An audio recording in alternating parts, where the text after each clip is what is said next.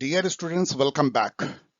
एक बार फिर से आपका स्वागत है। जामिया इंट्रेंस टेस्ट सीरीज हम लोग कोशिश कर रहे हैं इसको कवर करने की। मुझे बताया गया है कि इसकी एग्जाम कुछ ही दिनों में है, तो मैंने अभी तक दो इस पे पेपर डाल दिए हैं, 2021 का, 2020 का, आज 2019 की। और यदि मौका मिला तो मेरे पास एक दो और जो पेपर है। मेरी हमेशा कोशिश होती है कि 5 साल का यदि आप पास्ट ईयर पेपर देख लें तो आप काफी अच्छा प्रिपेयर कर सकते हैं।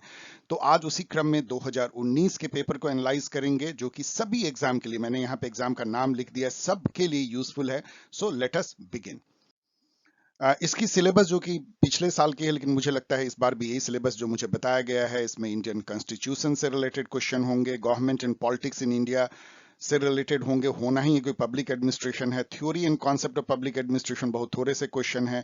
करंट इवेंट और जीके से मोस्ट ऑफ द क्वेश्चन है। यहाँ पे इससे पहले कि हम शुरुआत करें, मैं आपको बताऊंगा कि जामिया के पेपर से मैं थोड़ा निराश होता हूं, क्योंकि इसमें कोई सेट पैटर्न नहीं है। ऐसा लगता है कहीं से कोई जंबल कहीं से कहीं पिक करके दिया गया है। ये भी फील होता है कि ये क्वेश्चन जो है वो छांटने के लिए दिए गए, मतलब रिजेक्शन के लिए दिए गए हैं, सिलेक्शन के लिए नहीं दिए गए हैं। मतलब इस टाइप के क्वेश्चन है जो स्टैंडर्ड क्वेश्चन नहीं है। और सबसे बड़ी प्रॉब्लम है इसमें, बहुत सारे क्वेश्चन जो है वो जीके और ऑड फैक्ट्स, बहुत छुपे हुए, ऐसे ऐसे इंफॉर्मेशन जो आपको नहीं जान सकते हैं आप, उस तरह के होते हैं। और बहुत कम जो है इससे होते हैं। देखिए, इससे होना बहुत ज्यादा जरूरी था, कॉन्सेप्ट एंड थ्योरी उससे बहुत कम है। गवर्नमेंट एंड पॉलिटिक्स से थोड़ी बहुत है, लेकिन वो इतने अंदर घुस जाते हैं कि फाइनेंस मिनिस्ट्री में कितने डिपार्टमेंट है, टाइप ऑफ डिपार्टमेंट का हेड कौन होता है, ये सब आपको जानना बहुत ही मुश्किल होता है। बहुत डायनेमिक इंफॉर्मेशन है, वो चेंज होते रहती है, इंसेटर को भी ठीक से पता नहीं होता। तो इसके चलते जो है मुझे लगता है कि इसको तैयारी आप कैसे करें, ये एक अलग टाइप की बॉल गेम है। मैं आपको इस पूरे पेपर के एनालिसिस के बाद में थोड़ी सी टिप्स भी दूंगा। So let us begin.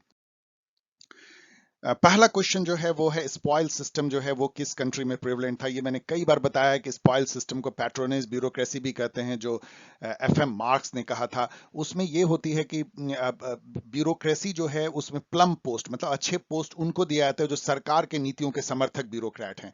तो जैसे कि डकैत लोग अपने लूट के माल को बांटते हैं अपने समर्थकों में, उसी टाइप की, इसलिए इसको स्पॉइल सिस्टम नाम दिया गया अमेरिका से। ये वहां पे प्रेसिडेंट जैक्सन थे, मैं मेमोरी से बोल रहा हूं, उनके समय में ये जो है बहुत प्रिवलेंट हो गया था, 1880 उसी के आसपास में।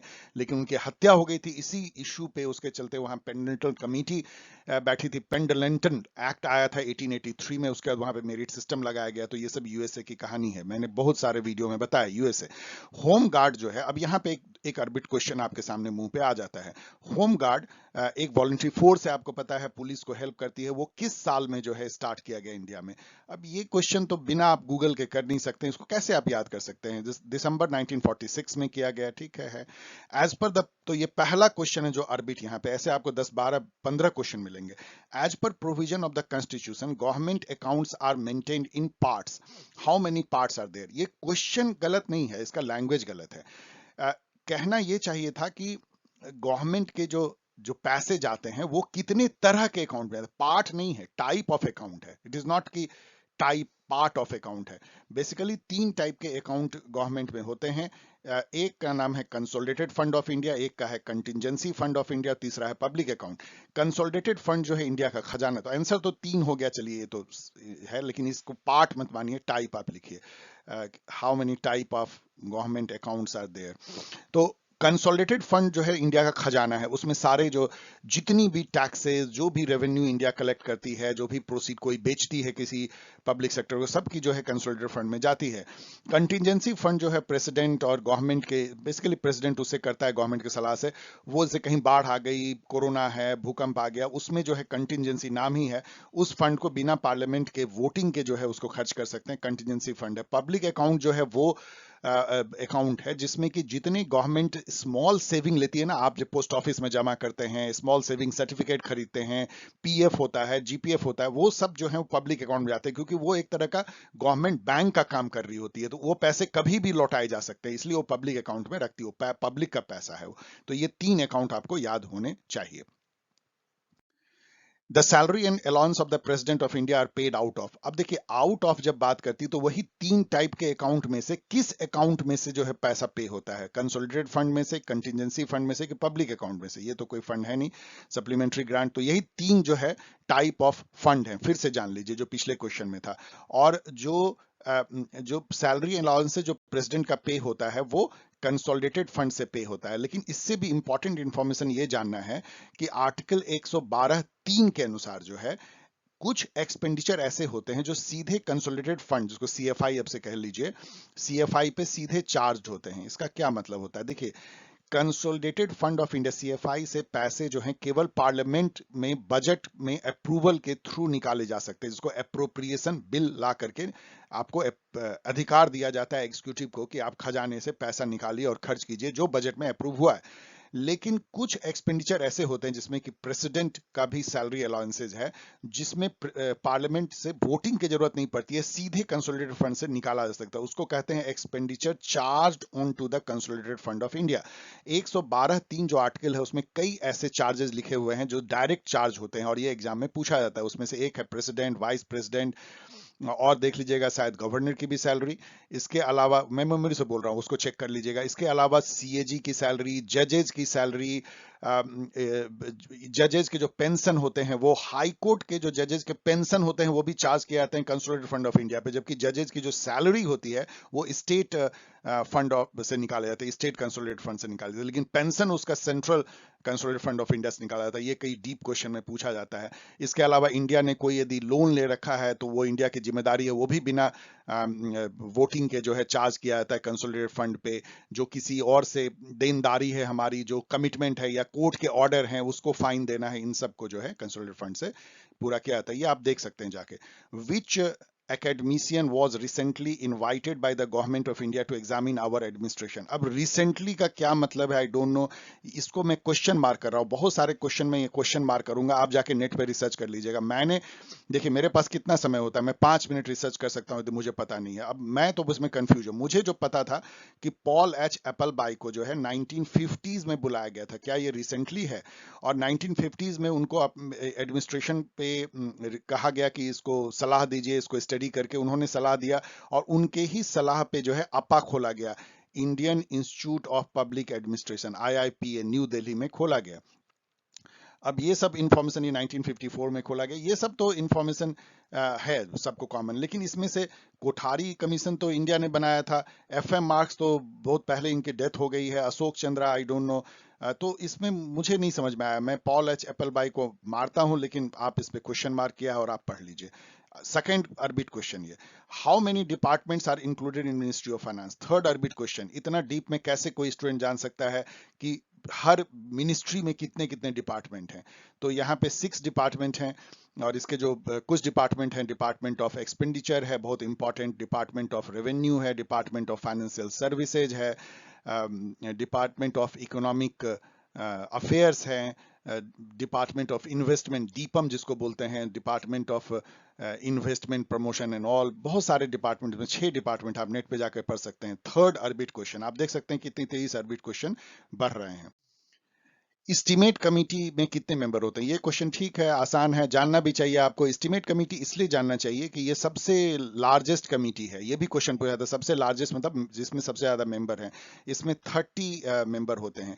इससे एक और क्वेश्चन आता है कि इस्टीमेट कमेटी में केवल मेंबर्स जो होते हैं वो लोकसभा से होते हैं। तो देखिए 3 क्वेश्चन इससे बनता है कि सबसे बड़ी कमेटी कौन है? Estimate committee. ऐसी कौन सी पार्लियामेंट की कमेटी है जिसमें केवल लोकसभा से मेंबर होते हैं? Estimate committee.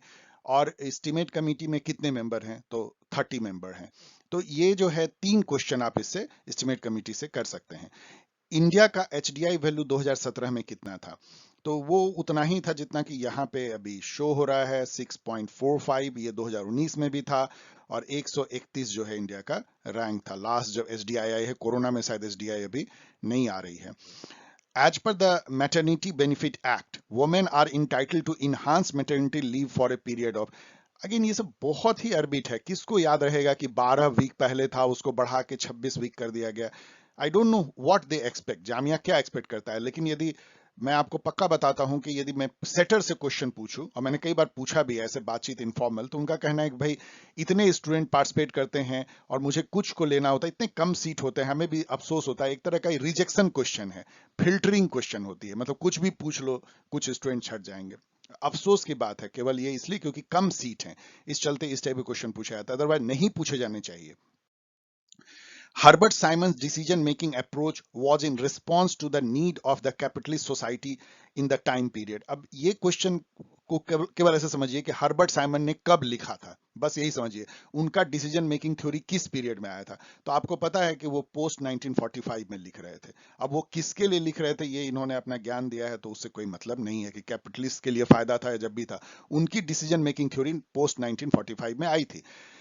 क्वेश्चन आवर जो लोकसभा में होता है, वो अब यहाँ पे देखिए, ये क्वेश्चन मेरे अनुसार से इनवैलिड हो जाना चाहिए, क्योंकि ये पूछ रहे हैं कि क्वेश्चन आवर लोकसभा में कब होता है। तो एक तो क्वेश्चन आवर 11 से 12 होता है, आप ये बात जान लीजिए।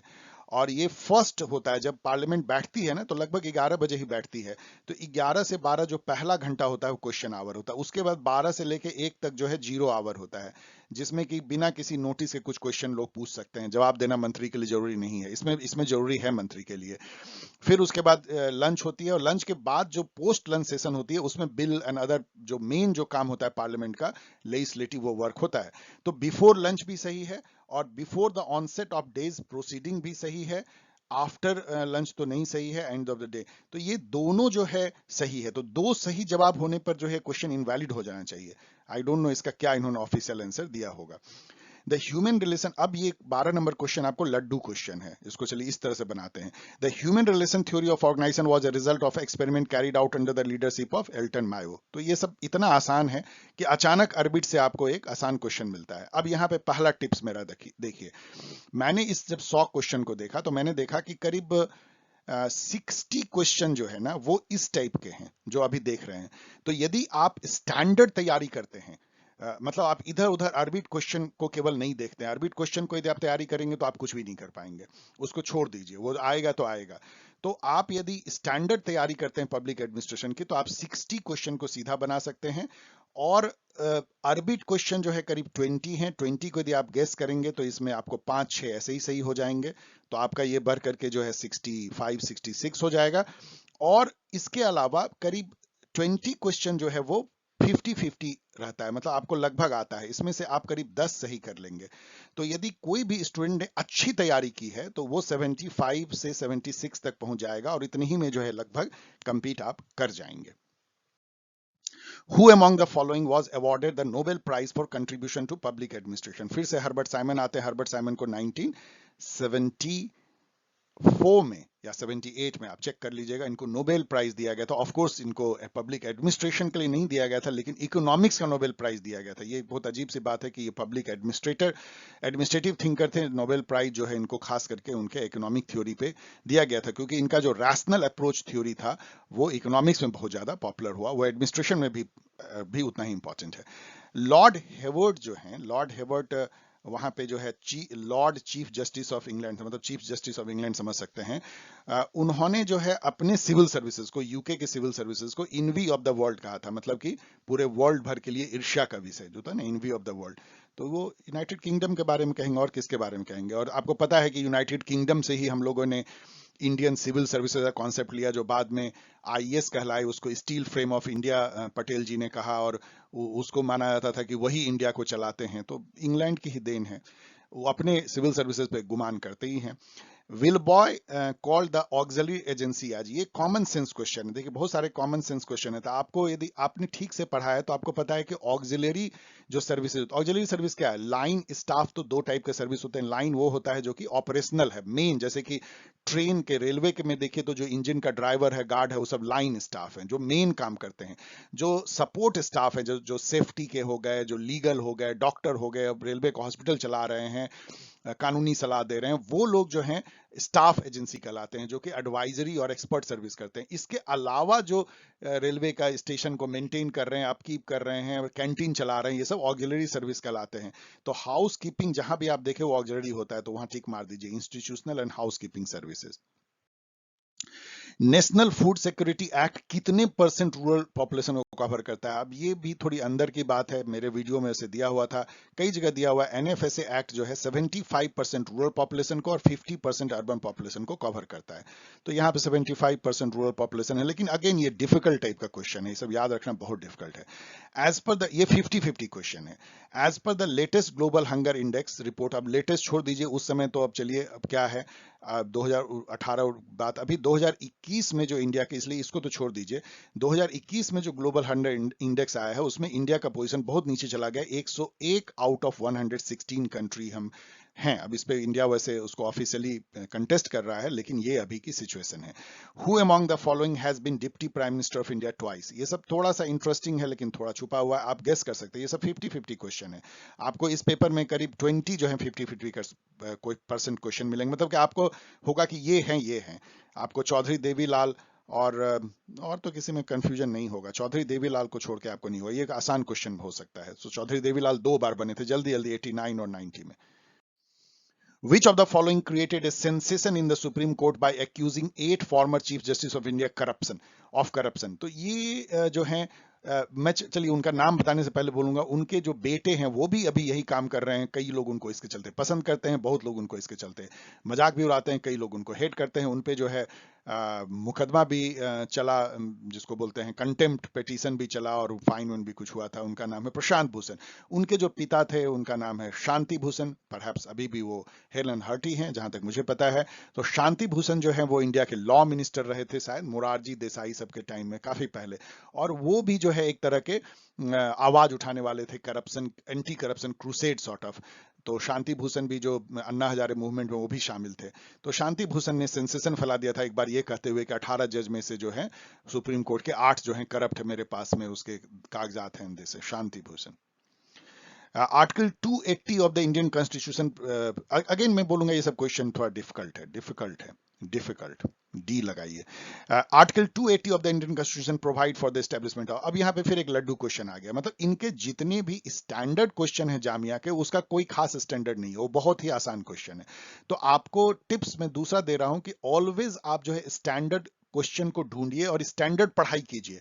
आर्बिट करने से नहीं होगा, केवल 5 साल का क्वेश्चन देख जाइए, उसमें जो आर्बिट है उतना ही देखिए, और कुछ कुछ स्टैंडर्ड के जो पेपर हैं डीयूईटी उसके आर्बिट देख लीजिए। बाकी आर्बिट की तरफ जाएंगे तो आपका टाइम कल बर्बाद होगा। You can not prepare for orbit question. तो आपको पता है कि फाइनेंस कमीशन की जो जिक्र है वो 280 में लिखी हुई, अभी 15 फाइनेंस कमीशन चल रहा है, उसके चेयरपर्सन मिस्टर NK सिंह है। ये भी पूछा जाता है उसकी जो टेनियर है 15 फाइनेंस कमीशन की, वो 2021 से लेके 25-26 तक की 5 साल की है। फाइनेंस कमीशन करता क्या है, जो सेंटर स्टेट के बीच में फिस्कल फेडरलिज्म का एक तरह से निपटारा है, क्योंकि अधिकतर जो टैक्सेज हैं वो सेंटर वसूलती है, लेकिन खर्चा तो स्टेट में होता है। तो वो टैक्स के प्रोसीड को स्टेट को बांटा जाता है, और भी grant in aid and central government से स्टेट गवर्नमेंट को जो जाती है वो इसमें है। The president of India can not dismiss any member of, अब यहाँ पे देखिए प्रेसिडेंट तो सबको डिसमिस कर सकता है क्योंकि वही अपॉइंट करता है, सबको कर सकता है, रेलवे बोर्ड, ONGC, ये सब तो छोटे छोटे हैं, नेशनल इवन राइट कमीशन। लेकिन इंडिपेंडेंट रेगुलेटरी अथॉरिटी बनाई ही गई थी, और ये अमेरिका का है, ये इंडिया का नहीं है। ये क्वेश्चन पता नहीं क्या सोच के लाए गए हैं। मतलब ये जहां तक मैंने नेट पे पढ़ा, आगे इनमें जो 2-3 मिनट में पढ़ सकता हूं, उसमें यह है कि प्रेसिडेंट को भी ये पावर नहीं दिया गया है कि वो इंडिपेंडेंट रेगुलेटरी कमीशन को जो के मेंबर को जो है वो उसको डिसमिस कर पाए।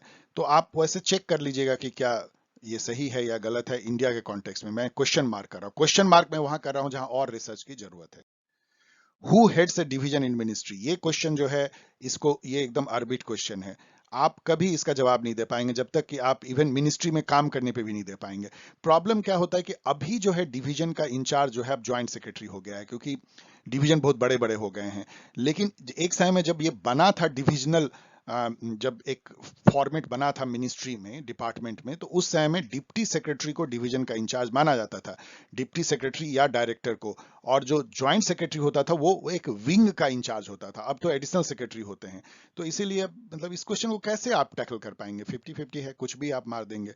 इन कैमरा सेशन, या यदि आपने कहीं पे रट रखा है डिप्टी सेक्रेटरी तो आप कर सकते हैं, जैसे यहाँ पे आपने देख लिया, फिर ये क्वेश्चन आएगा तो आप कभी गलती नहीं करेंगे, like that. In camera session was use for the first time as a highly potent legal weapon.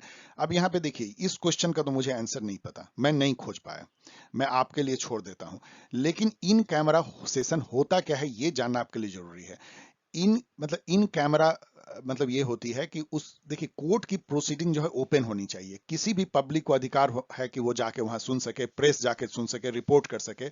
Open court proceeding इसलिए होती है कि जजेज और सभी जो जो कानून के हैं वकील सब बंधे होते हैं पब्लिक अकाउंटेबिलिटी से, सब कोई देखे कि कैसे जस्टिस हो रहा है, ओपन जस्टिस हो रहा है।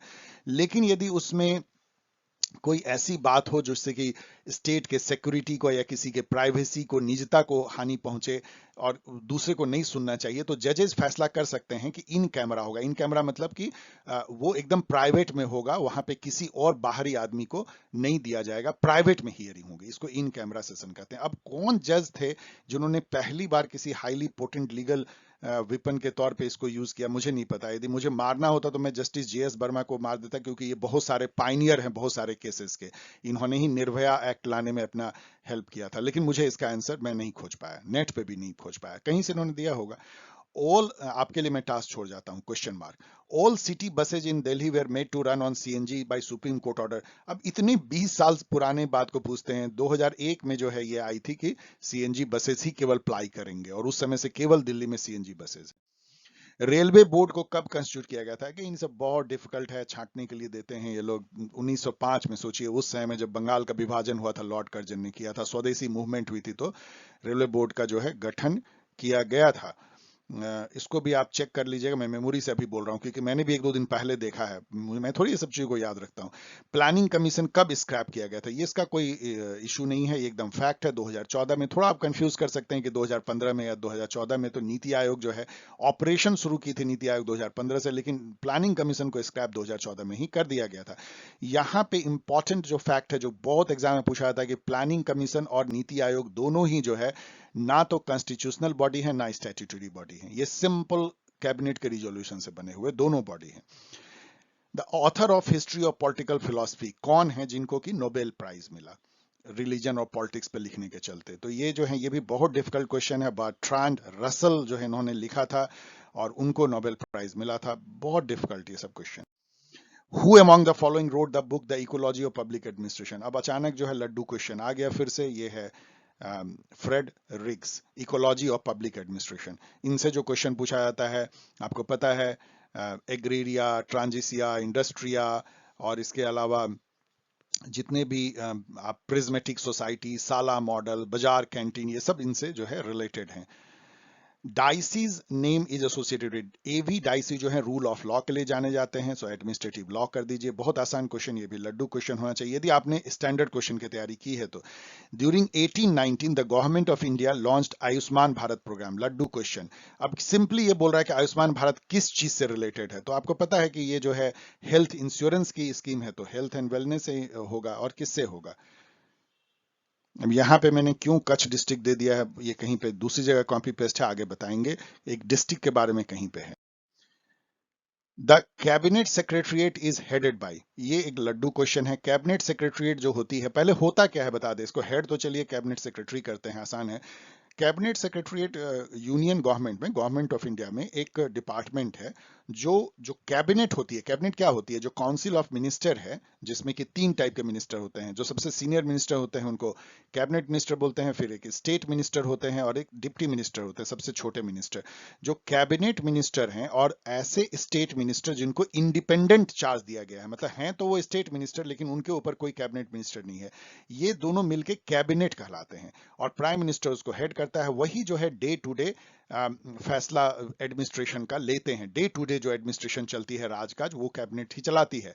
उस कैबिनेट में जो एजेंडा होता है उसको तैयार करना, कैबिनेट की बैठक को आयोजित करना, कोऑर्डिनेट करना, और वो जो उसमें फैसले लिए गए उसको हर डिपार्टमेंट को बताना, उसको मॉनिटर करना कि कैबिनेट के डिसीजन हुए या नहीं हुए, काम कैबिनेट सेक्रेटरीट करती है, जो हेडेड बाय होता है कैबिनेट सेक्रेटरी। यहाँ पे एक और क्वेश्चन पूछा जाता है कि इंडियन ब्यूरोक्रेसी का हेड कौन है, तो वो कैबिनेट सेक्रेटरी होता है। सबसे जो सीनियर मोस्ट ब्यूरोक्रेट होता है इंडियन गवर्नमेंट का, वो कैबिनेट सेक्रेटरी बनाया जाता है। As per census 2011 number of district India में कितने हैं? उस समय में 640 डिस्ट्रिक्ट थे, अब बढ़ करके तो काफी 700 से भी ज्यादा हो गए हैं। डिस्ट्रिक्ट क्रिएट होते रहते हैं। विच is the smallest district in India? सबसे छोटा डिस्ट्रिक्ट जो है माहे है, और जो आपने अभी देखा वो इसलिए था कि कच्छ जो है ये सबसे लार्जेस्ट है। तो कच्छ जो गुजरात में है ये सबसे एरिया में लार्जेस्ट है, और माहे जो है वो सबसे छोटा जो है एरिया में डिस्ट्रिक्ट है। What is the name of the model developed by Richard Pascal, Tom Peters, Robert blah blah, जो भी है पढ़ लीजिए, to measure the quality of organisational performance? अब ये तो बहुत ही आसान क्वेश्चन नहीं है, मैनेजमेंट में पढ़ाई जाती है, मैंने कई जगह पढ़ाया भी है। 7S मॉडल, बाद में मैकेंसी ने इसको खरीद लिया था और मैकेंसी 7S मॉडल कहते हैं। तो मैं 7S मॉडल बोलूंगा, लेकिन इसमें 7 प्रिंसिपल मॉडल भी है, आप इसको और जाके रिसर्च कर लीजिएगा, लेकिन मैं 7S मॉडल मुझे लगता है ये है। Hawthornean experiment led to a new theory in public administration. तो अगेन ये लड्डू क्वेश्चन, देखिए लड्डू क्वेश्चन कितने ज्यादा ही दिए जा रहे हैं और वो भी कितने आसान, जो भी स्टैंडर्ड क्वेश्चन है उसका कोई लेवल नहीं है, लेकिन अर्बिट क्वेश्चन तो आप कुछ ही पूछ सकते हैं। Hawthornean एक्सपेरिमेंट एल्टन मायो ने किया था और उससे उन्होंने ह्यूमन रिलेशन थ्योरी डेवलप किया था। NCGG has a branch in which, अब देखिए ये क्वेश्चन क्या पूछना चाहिए, NCGG का फुल फॉर्म तक इन्होंने नहीं दिया है। इसका फुल फॉर्म होता है नेशनल जीजी stand for good governance, national centre for good governance. पता है क्या मतलब ये इसको क्या कहा जाए? तो national centre of good governance जो है उसकी हेड ऑफिस जो है या हेड सेंटर जो है न्यू दिल्ली में है, और उसकी जो ब्रांच ऑफिस है वो मसूरी में है। तो ये सब क्वेश्चन इतना ज्यादा अर्बिट है। इससे एक और क्वेश्चन पूछा है, आई डोंट नो क्यों इसको 2 बार पूछा गया है। विच of the following is not A cabinet committee? अब आपको पूरे कैबिनेट कमिटी क्या पता होने चाहिए? डिफिकल्ट है, इतने सारे कैबिनेट कमिटी है, लेकिन इसमें मैं तो सोशल सर्विस ढूंढ भी नहीं पाया, प्राइस भी नहीं ढूंढ पाया, इकोनॉमिक अफेयर है, तो नॉट है। तो मैं तो मुझे लगता है पता नहीं, अब WTO तो बिल्कुल नहीं हो सकती है, लेकिन इन सब पे भी मुझे डाउट है, तो मैं क्वेश्चन मार्क कर रहा हूं, इसको पढ़ लीजिए और रिसर्च कर लीजिए। कैबिनेट कमिटी ऑन WTO तो है नहीं। जो सबसे इंपॉर्टेंट जो कैबिनेट कमिटी है वो है cabinet committee on economic affairs, सबसे इंपॉर्टेंट। और जो अपॉइंटमेंट होती है उसको अपॉइंटमेंट कमिटी ऑफ, इसी में जो है जजेज और जितने सीनियर ब्यूरोक्रेट सबके अपॉइंटमेंट का डिसीजन इसमें लिया जाता है। The foundation course for the member of all India service is a training programme spread over, मैं इसको आपके लिए छोड़ दे रहा हूं, मैंने देखने का भी जरूरत नहीं किया। अब मसूरी में जो ऑल इंडिया सर्विस की होती है या कई जगह और होती है, हैदराबाद में होती है, उसके कितने वीक का होता है, अलग अलग कोर्सेज हैं, उसका बदलते रहता है। आई डोंट नो कैसे ये क्वेश्चन पूछ रहे हैं। The decision to merge railway board with general budget was कब लिया गया? चलिए ये ठीक है, लेकिन ये भी इतना दिन बीत गया है, 2016 में लिया गया था। पहली बार जो 2017 में जो बजट पेश हुआ ना, उसमें मर्ज कर दिया गया था रेलवे, जो बजट था वो जनरल बजट के साथ मर्ज कर दिया गया। राइट टू इंफॉर्मेशन एक्ट कब पास हुआ? लड्डू क्वेश्चन, 2005 में अक्टूबर से लागू हुआ। How many subjects are included in the union list of Indian constitution? ये क्वेश्चन इनका इनवैलिड हो जाएगा, इसमें से कोई सही नहीं है, ये बहुत पुराना है, 97 पहले था। अभी आज के डेट में जब ये क्वेश्चन बना रहे थे उस समय में 97 से बढ़ करके ये 100 हो गया। जो स्टेट लिस्ट है वो 66 से घट करके 61 हो गया, और जो कंकरेंट लिस्ट थे वो 47 से घट करके जो है बढ़ करके 52 हो गया। इसके अलावा एक और क्वेश्चन इसमें पूछा था, जो डीपर क्वेश्चन है, DUT में पूछा भी गया था कि 5 सब्जेक्ट जो है 47 जो कंकरेंट लिस्ट में 52 कैसे हो गए, कि 5 सब्जेक्ट जो है स्टेट लिस्ट से निकाल करके, इसमें एजुकेशन भी था, उसको कंकरेंट में 42nd अमेंडमेंट से 1976 में डाल दिया गया। वो कौन से हैं वो भी मेरे गाइड में जाके आप पढ़ सकते हैं। तो ये सब क्वेश्चन इससे रिलेटेड है, ये क्वेश्चन इनवैलिड है, इसको 100 होना चाहिए।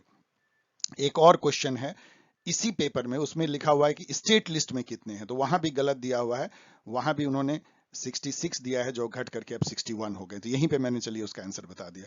पोकोसो इज रिलेटेड टू, पोकोसो का जो फुल फॉर्म है the protection of children from sexual offence है। पोकोसो एक्ट 2012 काफी इसमें ये जो निर्भया कांड के बाद जो है शायद इसको लाया गया था, तो इसमें काफी कड़े प्रोविजन हैं चाइल्ड को सेक्सुअल अब्यूज से बचाने के लिए। तो children sexual abuse of children से रिलेटेड है ये, आसान question. Cobra is a specialized force in, अब कोबरा के बारे में सब कुछ पढ़ लीजिए, यहाँ पे आप देख सकते हैं कोबरा जो है CRPF का पार्ट है, उसे पढ़ के आप आगे बढ़िएगा, मैं जल्दी बढ़ जा रहा हूँ। Security in the red fort is provided by which of the following?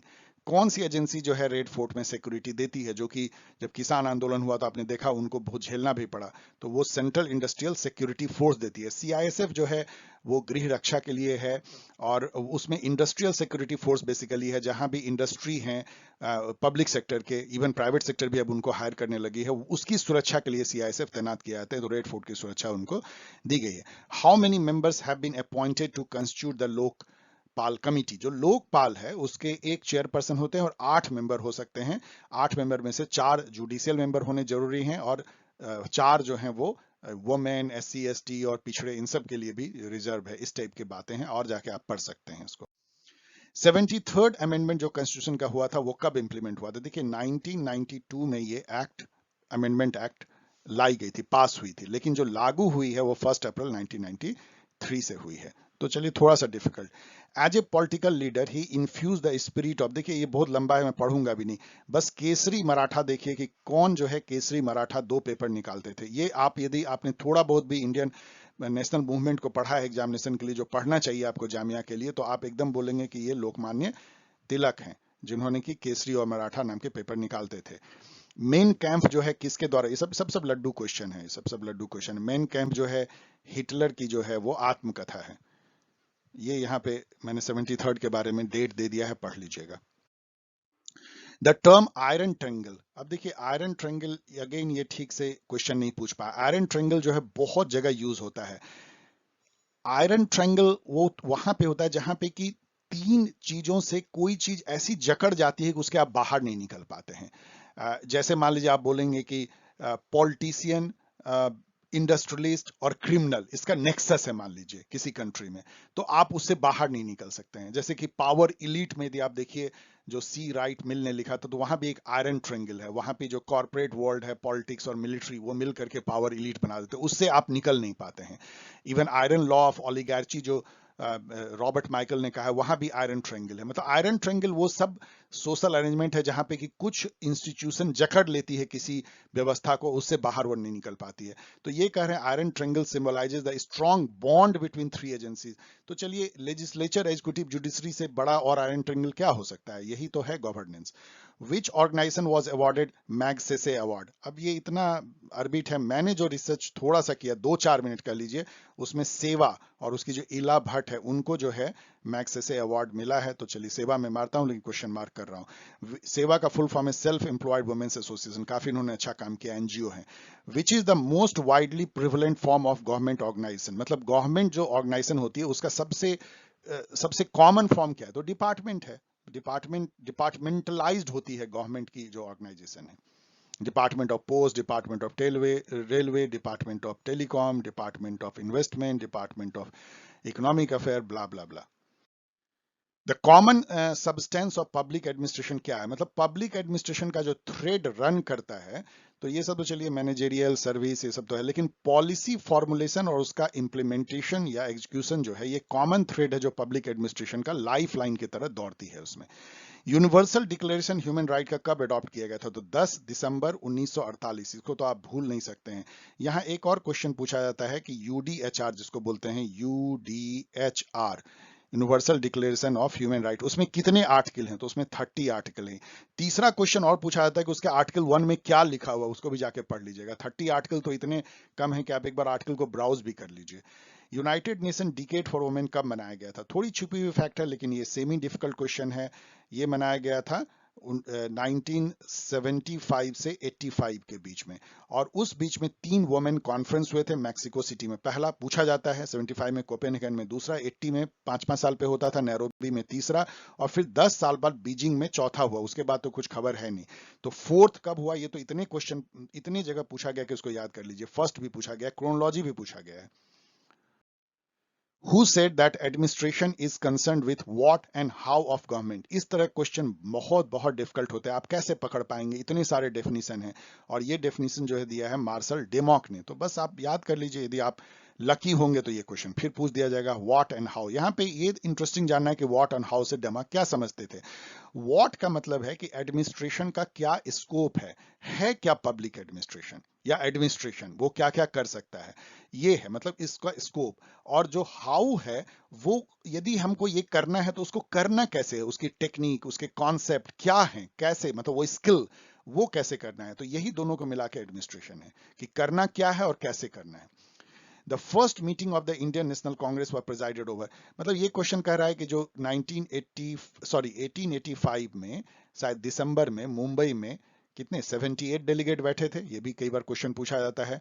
उसको ए ओ ह्यूम, जो एक अंग्रेज थे ब्यूरोक्रेट, उन्होंने कांग्रेस नाम की संस्था शुरू की थी। और ह्यूम तो इसलिए शुरू किया था कि इसको सेफ्टी वाल्व के रूप में यूज करें, कि जो एंगर है, डिसकंटेनमेंट है नेटिव लोगों का, वो कांग्रेस के थ्रू जो है निकल जाए, वो पिटीशन प्रेयर देंगी और एक तरह का वो सेफ्टी वाल्व का काम करेगी। जैसे सीटी लगती है ना कुकर में, सेफ्टी वाल्व होता है कि वो बस्ट ना कर जाए। लेकिन इस पे एक कहावत भी है कि एओ ह्यूम ने ये सोचा था कि कांग्रेस जो है उसको सेफ्टी वाल्व की तरह हम यूज करेंगे, और कांग्रेस के जो लीडर थे नेशनलिस्ट, उन्होंने सोचा कि एओ ह्यूम को हम जो है लाइटनिंग जो मैच स्टिक होता है उसके तरह पे यूज करेंगे। तो एनीवेज, तो उसका जो फर्स्ट जो मीटिंग हुई थी उसको चेयर जो किया था, वो फर्स्ट प्रेसिडेंट भी कहलाए, वो WC बैनर्जी थे कलकत्ता से। ये एक क्वेश्चन पूछा जाता है इसलिए कई लोग इसको याद कर लेते हैं। The sociological approach to the study of politics was advocated by, मैं आलमंड के साथ जा रहा हूं लेकिन आपको क्वेश्चन मार्क कर रहा हूं, आप देख लीजिएगा। बहुत सारे ऐसे पॉलिटिकल थ्योरिस्ट हैं जो कि बेसिकली सोशियोलॉजिस्ट हैं। सोशियोलॉजी उन्होंने, जैसे कि मैक्स वेबर हैं, कार्ल मार्क्स हैं, टैलकट पार्सन तो सोशियोलॉजिस्ट थे ही, रॉबर्ट मैटन हैं, और कई कई और, डर्कहाइम ने भी दिया है, और आलमंड हैं, डेविड ईस्टन हैं, कई लोग जो सोशियोलॉजी से लेकर के आते हैं। आपको पता है कि आलमंड ने पॉलिटिकल कल्चर पे काम किया था, जो कि प्योर सोशियोलॉजिकल अप्रोच है पॉलिटिक्स का। The sociological approach to the study तो चलिए हो गया। अब यहाँ पे मैंने उसका पूरा एक बखान कर दिया है कि कौन कौन थ्योरीज जो हैं वो सोशियोलॉजिकल अप्रोच को अपनाते हैं। आप देख लीजिए, इसमें आलमंड भी आते हैं। इसको पढ़ के आप आगे बढ़िएगा। The fundamental duty Indian citizen का कब इनकॉर्पोरेट किया गया था, ये 42nd अमेंडमेंट से, सॉरी इसमें दिया है किस, द फंडामेंटल ड्यूटी जो है किस आर्टिकल में इनकॉर्पोरेटेड है, ये 51 आर्टिकल में है, और ये 1976 में लाया गया था 42nd अमेंडमेंट से। ये स्वर्ण सिंह कमिटी के रिकमेंडेशन के बेसिस पे लाया गया था। इसमें 10 फंडामेंटल ड्यूटी थे, उसमें 11वां जो है जोड़ा गया 86th कॉन्स्टिट्यूशनल अमेंडमेंट से 2002 में, जिसमें कि माता पिता को जो है अपने 14 साल से कम बच्चों को शिक्षा देने की एक तरह से ड्यूटी दी गई थी। तो 11 अभी जो है फंडामेंटल राइट हो गए हैं आर्टिकल 51 ए में, जो नई जोड़ी गई। पार्ट 4 ए भी इसके लिए नया जोड़ा गया। इतने सारे 5-6 क्वेश्चन इसे आपको पूछे जा सकते हैं। At the time of first general election 1952 how many states participated in election. अब ये क्वेश्चन जो है एक अजीब सा क्वेश्चन है, मैं नेट पे खोजता रहा, कहीं मुझे 22 मिला, कहीं 26 मिला, मैं 26 पे टिक मार रहा हूं, लेकिन आपको छोड़ जा रहा हूं कि उस समय में 26 स्टेट ने पार्टिसिपेट किया था। पढ़ लीजिएगा। He propounded the realist approach to international politics. अभी लड्डू क्वेश्चन एक टपक पड़ा है, हांस मॉर्गनथाउ, आपको पता है रियलिज्म के फादर माने जाते हैं। The first commission on centre state, लड्डू क्वेश्चन, पहला कमीशन सरकारिया कमीशन था 1983 में, दूसरा कमीशन जो है MM पुंछी कमीशन 2007 में आई थी। The concept of new public administration कब लाया गया था, ये सब लड्डू क्वेश्चन है, ये इस बुक से लाया गया था, towards a new public administration the Minnowbrook perspective 1971 में फ्रैंक मैरिनी ड्वाइट वॉल्डो के साथ लेकर के 1968 में जो है ये हुई थी मिनोब्रुक फर्स्ट कॉन्फ्रेंस। उसी के बाद जो है न्यू पब्लिक एडमिनिस्ट्रेशन उभरना शुरू हुआ, तो 71 इसको मान सकते हैं। In an organization scalar chain क्या कहलाता है, स्केलर चेन मतलब हिरार्की, ऊपर से लेकर चेन ऑफ कमांड जो होते हैं ना, बॉस सबॉर्डिनेट लाइक दिस, इसको चेन ऑफ कमांड कह सकते हैं, इसको आप हिरार्की भी कह सकते हैं। The study of administration drew a sharp distinction between politics and administration in 1987. ये सब लड्डू क्वेश्चन है। ये वुड्रो विल्सन ने आर्टिकल लिखा था स्टडी ऑफ एडमिनिस्ट्रेशन, उसी में उन्होंने जो है पॉलिटिक्स और एडमिनिस्ट्रेशन के बीच में एक दीवार खींच दी थी, डायकोटमी कर दी थी। पॉलिटिक्स उनका कहना था वो वैल्यू पॉजिटिव होती है, वो पॉलिसी के गोल सेट करती है, पॉलिसी बनाती है, और जो पब्लिक एडमिनिस्ट्रेशन उसको निरपेक्ष वे में, न्यूट्रल वे में, प्रोफेशनल वे में, इफिशिएंट वे में उन पब्लिक पॉलिसी को केवल इंप्लीमेंट करता है। तो पॉलिसी एडमिनिस्ट्रेशन डायकोटमी या politics administration dichotomy Woodrow Wilson ने दिया। बाद में गुडनॉ ने भी उस डायकोटमी को आगे बढ़ाया। अब वो डायकोटमी नहीं मानी जाती है। अभी ये माना जाता है कि पब्लिक एडमिनिस्ट्रेशन पॉलिसी फॉर्मुलेशन में भी काफी इंपॉर्टेंट रोल अदा करती है और एग्जीक्यूशन में तो उसका 100% रोल है। The famed terracotta warriors found in 1974। अब ये क्वेश्चन को मैं आपके लिए छोड़ जाता हूं, मैंने कोई रिसर्च नहीं किया, इसका कोई मीनिंग नहीं है, उस समय में निकला होगा, करंट इवेंट का क्वेश्चन है, आगे पूछने के चांस जीरो है। ये क्वेश्चन अच्छा है, गैंग प्लैंक, ये स्टैंडर्ड क्वेश्चन है, ये सब स्टार क्वेश्चन है जो कि आपको बहुत जगह पूछे जाएंगे। ये हेनरी फेयोल ने ये कॉन्सेप्ट दिया था। उसमें डायरेक्ट कम्युनिकेशन होती है। मान लीजिए कि दो डिवीजन है, उसका बॉस तो एक है, ये डिवीजन ए है, ये डिवीजन बी है, तो इसमें इस तरह से कम्युनिकेशन होती है। यदि इस आदमी को कम्युनिकेट करना है अपने काउंटर पार्ट से, तो पहले इसको बताएगा, इसको बताएगा, इसको बताएगा, इसको, फिर यहाँ पे जाएगी, इस तरह से कम्युनिकेशन होगी। लेकिन कई बार इमरजेंसी में इफिशिएंसी को बनाए रखने के लिए सीधा जब कम्युनिकेशन हो जाता है, इस कॉमन हायरार्की को तोड़ के इसको गैंग प्लैंक बोलते हैं। सो it is a horizontal communication, ना कि थ्रू प्रॉपर चैनल जाना, horizontal communication. The scope of public administration was divided into principles and sphere of discipline. ये तो बहुत ही अजीब सा क्वेश्चन है। ये ग्लैडन ने किया है। अब मैं मेमोरी से बोल रहा हूं, मैं खुद भी इस पे कंफ्यूज कर रहा हूं। इनटू या पेफनर ने, आप देख लीजिएगा, मुझे लगता है शायद पेफनर है। अब मैंने भी 2 दिन पहले देखा है, मैं आज रिकॉर्ड कर रहा हूं, मैंने भी इसको नेट पे जाके देखा। आप चेक कर लीजिएगा, मुझे लग रहा है शायद पेफनर है, ग्लैडन नहीं है, या ग्लैडन भी है, आप चेक कर लीजिएगा, ये मिल जाता है नेट पे। यदि आप इसको टाइप करेंगे तो आपको मिल जाएगा कि who has divided into principle and spheres into 2 part public administration. बहुत हैबिट क्वेश्चन है। अब यहाँ पे देखिए क्वेश्चन है, Islam a short story and the battle of God was a landmark in mankind quest to explore its spiritual root. मतलब simple पूछ रहे हैं कि ये किताब किसने लिखी है, इस्लाम ए शॉर्ट स्टोरी। तो ये मैंने किताब का फोटो ही दे दिया, ये बहुत फेमस बुक है। आप देख सकते हैं कैरन आर्मस्ट्रॉन्ग का। ये रेडिकल जो है ऑथर हैं, जो कि बहुत सारे कंपैरेटिव रिलीजन पे लिखती रहती हैं, वुमेन है, याद रखिएगा। What does Sevottam model stand for? ये सब अच्छा क्वेश्चन है, इजी क्वेश्चन भी है। सेवोत्तम जो है ये excellence in public service delivery model है। इसके 3 पिलर हैं, सिटीजन चार्टर, ये भी पूछा जाता है, public grievances and excellence in service delivery. यही एक्सेलेंस इन सर्विस डिलीवरी यहाँ पे पूछा गया है, तो ए इसका आंसर हो जाएगा। विच of the following is not A instrument of parliamentary control over administration? तो ये सब है, पार्लियामेंट क्वेश्चन पूछती है, डिबेट करती है, मोशन डिफरेंट टाइप के लाती है। लेकिन मंडमस जो है ये जुडिशियल कंट्रोल है, आपको पता है, ये रिट है, वन ऑफ द रिट, मतलब जिसमें कि कोर्ट कहती है ये काम करो, तो ये जुडिशियल कंट्रोल है, ना कि पार्लियामेंट्री कंट्रोल है एग्जीक्यूटिव पे। कुछ स्टेट जो है, ये अगेन ये जो है, मैं इसको ज्यादा नहीं करूंगा, ये कहते हैं कि कुछ स्टेट ने अपने लिए, अपने यहाँ पंचायती राज के लिए अलग कैडर ही बना लिया, वो डेपुटेशन पे नहीं डालते हैं। जनरली जो है जो पंचायत के जो सेक्रेटरी या अदर जो फंक्शनरी होते हैं, वो दूसरे सर्विस से लाए जाते हैं, लेकिन अपना कैडर डेवलप नहीं हो पाया, तो कुछ स्टेट ने किया है। जो मैं नेट पे पढ़ पाया, कर्नाटका ने इसको किया। अब कर्नाटका इसमें तो दिखता ही नहीं है, तो आप और रिसर्च कर लीजिए, इस पे मैं क्वेश्चन मार्क कर रहा हूँ। In which year was the national centre for good governance? आप देखिए यहाँ पे, अब आपको हंसी भी आनी चाहिए, मुझे तो आ रही है। एनसीजीजी का फुल फॉर्म उन्होंने नहीं बताया था उस क्वेश्चन में, मैंने आपको कहा ना कि पता नहीं क्यों फुल फॉर्म, अब यहाँ पे वो फुल फॉर्म बता रहे हैं। तो यदि आप वहां छोड़ के आए हैं तो फिर आप बैक जा सकते हैं, आप तो जा ही सकते हैं, मैं अभी नहीं जा सकता। और वहां जाके आप बोलेंगे अच्छा national centre for good governance NCGG, तो एक ही पेपर में जो है पहले वो जो है बिना एक्सप्लेनेशन के देते हैं फुल फॉर्म और फिर एक्सप्लेन कर रहे हैं, और एक ही इंस्टीट्यूट के बारे में 2 बार पूछते हैं। देख लीजिए क्या बेध्यानी है। So in which year was the national centre for good governance establish? तो ये 2017 में एस्टैब्लिश किया गया था, न्यू दिल्ली में किया गया। इसके बारे में बहुत सारा चीज यहाँ लिखा हुआ है, और इसकी ब्रांच जो है वो मसूरी में है, जो पीछे क्वेश्चन पूछा गया था। यहाँ पे मैं आपको एक और इंफॉर्मेशन दे रहा हूं जो कि बहुत इंपॉर्टेंट है। नेशनल, नेशन नहीं, नेशनल ग्लोबल गवर्नेंस नहीं है, सॉरी, गुड गवर्नेंस डे जो है ये 25 दिसंबर को मनाया जाता है, अटल बिहारी वाजपेयी के जन्म दिवस पे। इसको याद कर लीजिएगा, ये क्वेश्चन पूछा जा सकता है। इस बार गवर्नमेंट ने ये भी फैसला लिया है कि हम गुड गवर्नेंस वीक मनाएंगे, पूरा जो सप्ताह जिसमें कि 25 दिसंबर फॉल करेगा उसको गुड गवर्नेंस वीक बोलेंगे। In our if our civilization fail, it will be mainly because of a breakdown of administration. तो ये इतना बड़ा तगमा देने वाले एडमिनिस्ट्रेशन को कौन थे कि सिविलाइजेशन यदि फेल करेगा तो एडमिनिस्ट्रेशन फेल करने से चलेगा? ये जो है डॉन हैम ने किया था। अब इससे अधिक क्या बोले, मैंने जाके देखा तो मुझे मिल गया, ये नेट पे है थोड़ा छुपा हुआ, लेकिन इस तरह के फैक्ट को आप कैसे याद रख सकते हैं कि किसने क्या कहा?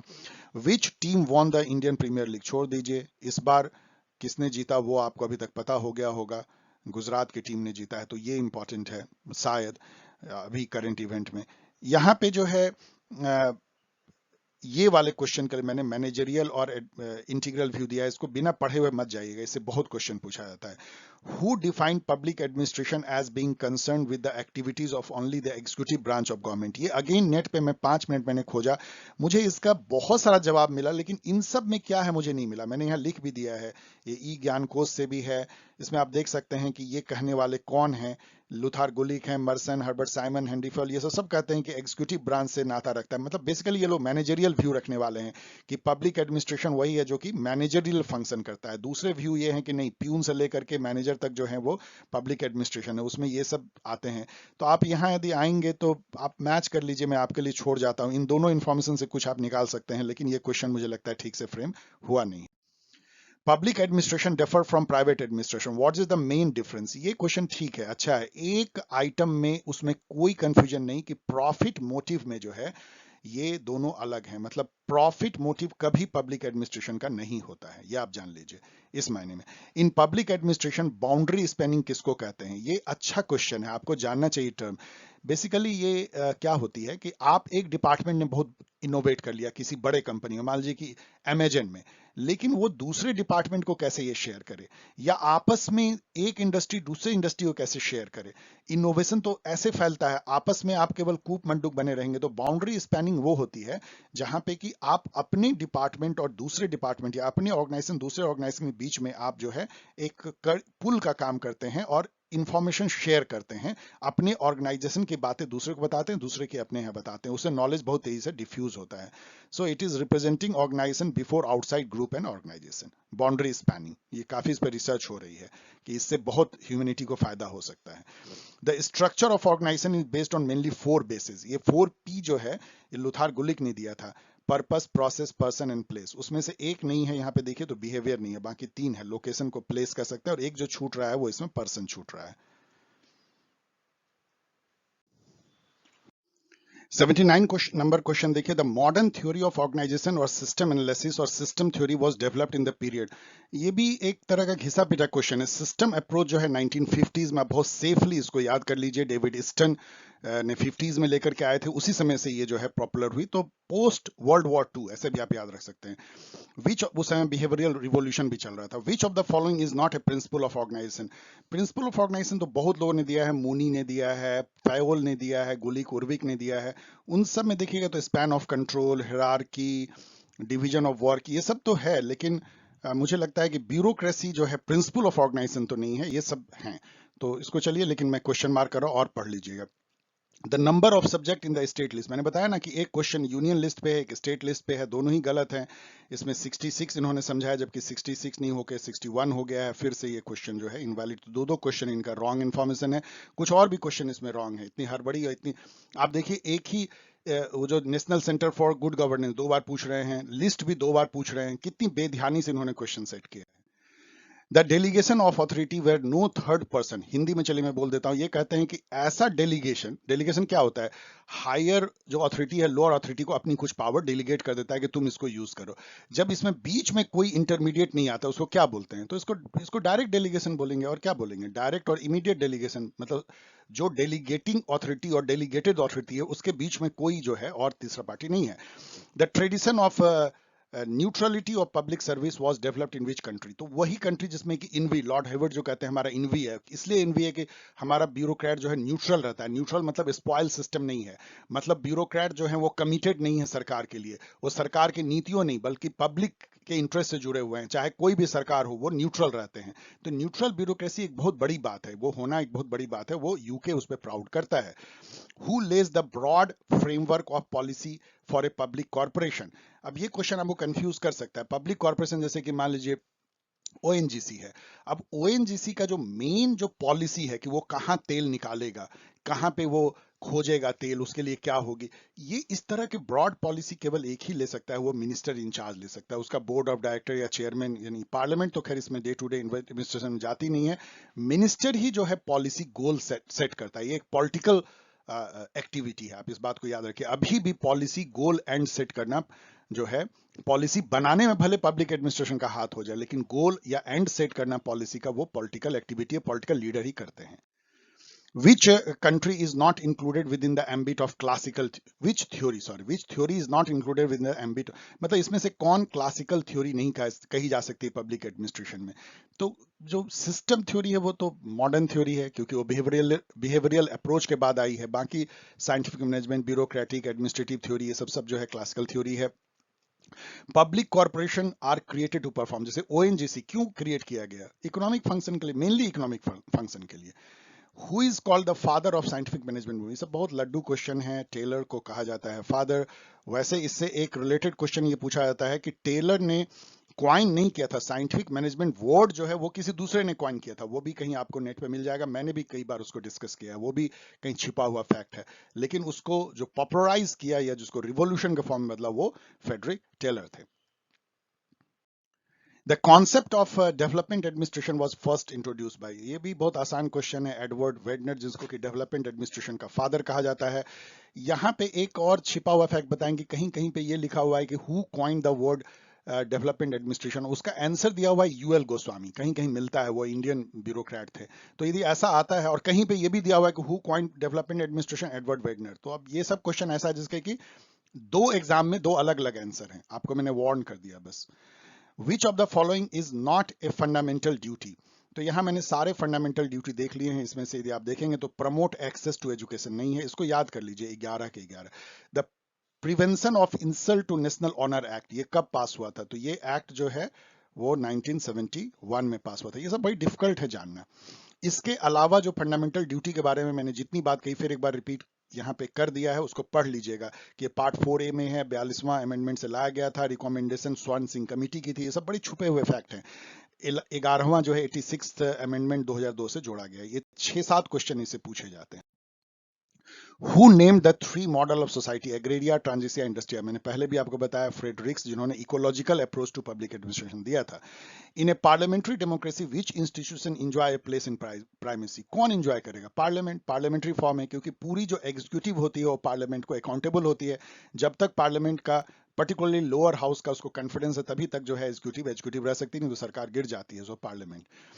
लेकिन ये थ्योरी में है, पार्लियामेंट की थ्योरी में है, ऑल पावरफुल एग्जीक्यूटिव हो जाता है, क्योंकि एग्जीक्यूटिव पार्लियामेंट से ही निकलता है, और जो एग्जीक्यूटिव होता है वही पार्लियामेंट में जो मेजोरिटी पार्टी होता है उसके लीडर होते हैं। इसलिए पार्लियामेंट जो है एक तरह से वो एग्जीक्यूटिव के अंदर जैसी हो जाती है, जो कि एक इशू है पार्लियामेंट्री डेमोक्रेसी में, fusion of executive and legislature. Which of the following is not A feature of public undertaking? तो अगेन प्रॉफिट मोटिव नहीं है, ये दूसरी बार पूछा जा रहा है। यहां पे देखिए क्वेश्चन किस तरह से रिपीट करते हैं। अब एक और बहुत ही अरबी टाइप क्वेश्चन कि 1952 से 2016 तक जितने ऑर्डिनेंस लाए गए उसमें सबसे ज्यादा किस साल में लाए गए? अब ये तो इतना बड़ा रिसर्च है कि आपको एक रिसर्च करना पड़ेगा, लेकिन फॉर्चुनेटली मुझे जल्दी से मिल गया 4-5 मिनट में। टोटल जो है 679 ऑर्डिनेंस लाए गए हैं 1950 से 2014 के बीच में, 2016 तो नहीं मिला। उसमें मैक्सिमम 1993 में लाए गए थे, 34 लाए गए थे, इससे ज्यादा नहीं था। उसके पहले करीब 28 जो है 1975 में लाए गए थे। तो बहुत ही डिफिकल्ट, वेरी वेरी डिफिकल्ट। अर्बिट, what is the total strength of Rajya Sabha? लेकिन ऑर्डिनेंस से जो रिलेटेड 4-5 फैक्ट हैं कि ये आर्टिकल 123 के तहत प्रेसिडेंट ऑर्डिनेंस इशू करते हैं। ऑर्डिनेंस तब इशू होती है जबकि पार्लियामेंट सेशन में ना हो और किसी एक्ट को लाना महज बहुत बड़ी इमरजेंसी हो, तो ऑर्डिनेंस लाया जाता है। लेकिन पॉलिटिकल यूज के लिए ऐसा कुछ नहीं है, कभी भी ले आया जाता है। मतलब जरूरत, मतलब इमरजेंसी तो एक कारण है, लेकिन इमरजेंसी के चलते बहुत क्वेश्चनेबल है कि लाया जाता है कि नहीं। इसके अलावा जो मैक्सिमम पीरियड जो ऑर्डिनेंस की होती है वो 6 महीने 6 वीक होती है। क्यों ऐसा है? क्योंकि ये यहां लिखा है कि maximum period for which an ordinance can remain valid without being pass by parliament, इसको जोड़ लीजिए, 6 वीक इसमें जोड़ लीजिए, तब ये सही हो जाएगा, ये गलत नहीं तो हो जाएगा। क्योंकि 6 वीक जब पार्लियामेंट सेशन में आ जाए उसके 6 वीक के अंदर इसको ऑर्डिनेंस को पास करना होता है, और 2 पार्लियामेंट के बीच में जो गैप है ये 6 मंथ का होता है। तो टोटल पीरियड जो जो रह सकता है वो 6 मंथ 6 वीक तक बिना पास हुए पार्लियामेंट से रह सकता है। आर्टिकल 213 जो इसका जस्ट उल्टा है, 3 को इधर ले, 2 को इधर कर लीजिए, 1 को इधर घुसा दीजिए, तो 213 आर्टिकल जो है गवर्नर को इंपावर करता है ऑर्डिनेंस निकालने के लिए। सब फैक्ट को जान लीजिए। अब यहाँ पे what is the total strength of Rajya Sabha. Rajya Sabha की स्ट्रेंथ टोटल 250 है, लेकिन अभी जो सीट उसमें है 245 है। 245 में से 233 इलेक्टेड होते हैं, 12 प्रेसिडेंट जो है डिफरेंट फील्ड से नॉमिनेट करते हैं, तो 245 कर लीजिए। लोकसभा में 543 और 2 पहले नॉमिनेट होते थे, अब तो वो भी नहीं होते हैं, तो 245 आप कह सकते हैं। सॉरी 545, 200 मैंने कहा है, तो 543 545। Unit trust of India cab, तो कब की वो डूब चुकी है, वो पब्लिक कॉर्पोरेशन कह सकते हैं आप उसको। यूटीआई डूब चुकी है, मतलब अभी भी होगी, लेकिन उन्होंने काफी लोगों का पैसा डुबाया था, मैं इतना जानता हूं। Max weber mentions 3 type of authority. आपको ये बहुत ही लड्डू टाइप का क्वेश्चन है। लीगल, रैशनल तो मॉडर्न जमाने की अथॉरिटी है, कैरिस्मेटिक अथॉरिटी और ट्रेडिशनल अथॉरिटी पुराने जमाने की है। तो इन तीनों को आप याद कर लीजिए, ये नहीं है, इसको ऑड वन आउट कर लीजिए। Who among the following develop the, यहाँ पे एक बात याद रखिए कि मैक्स वेबर जो है वो सोशियोलॉजिस्ट थे, जैसे मैंने अभी आपको बताया, और उनका ये कहना था कि रैशनलिज्म पे बेस्ड जो ऑर्गेनाइजेशन है वो मॉडर्न है। रैशनलिज्म पे बेस्ड जो अथॉरिटी है वो मॉडर्न अथॉरिटी है। Who among the following develop the sociometric theory of leadership. तो यहाँ पे मैंने दे भी दिया है, एल मोरेनो ने डेवलप किया था सोशियोमेट्री। एक तरह का आप कह सकते हैं ना सोशल मैट्रिक्स है, मतलब आप क्वांटिफाई कर सकते हैं सोशल रिलेशंस को। आप कहेंगे कि इसका सोशल रिलेशन जो है 98 है, इसका 75, लाइक द क्वांटिफिकेशन। तो Moreno. Which of the following is the oldest force, ये कई बार पूछा गया है। असम राइफल में, मेमोरी से भी बोल रहा हूं इसको, इसलिए क्वेश्चन मार्क कर रहा हूं। मेरी मेमोरी यदि सही है तो असम राइफल है, जो कि मैंने पिछले साल भी बताया था।